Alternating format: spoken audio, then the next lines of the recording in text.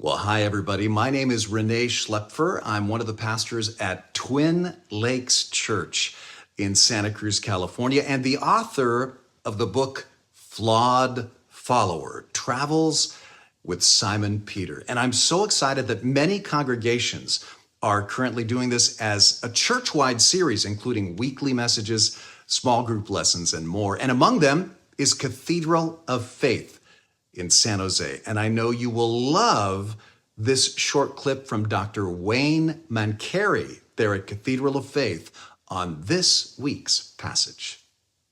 It's a truth that's important that I want us to understand clearly because it's a core value of Cathedral of Faith. And here's what it is. God calls imperfect people to do his work. In fact, say that with me. God calls imperfect people to do his work. From the beginning of time till now, that's what he does. When Simon Peter saw this, he fell at his knees and said, "Go away from me, Lord. I'm a sinful man." For he and all of his companions were astonished at the catch of fish they had taken. And so were James and John, the sons of Zebedee, Simon's partners. And then Jesus said to Simon, "Don't be afraid. From now on, you will fish for people."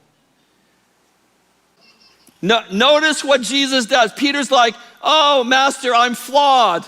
Move away from me." Jesus doesn't say, "Oh, no, you're not that bad. Get up, come on. Don't be so hard on yourself." No, Jesus doesn't say that. He just says, "Peter, don't be afraid. Come follow me."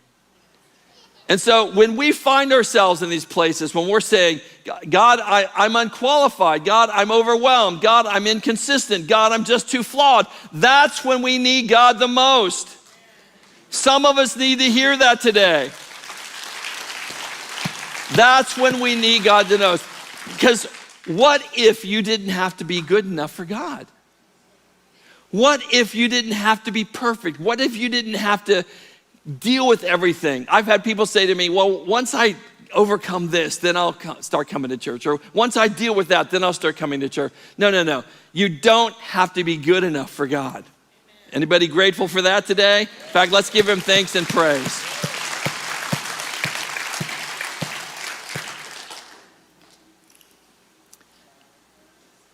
Just like Peter, God chooses you. He chooses you for his purposes. You don't have to be good enough for him. What you have to do is be available to say, "God, I'm ready to connect.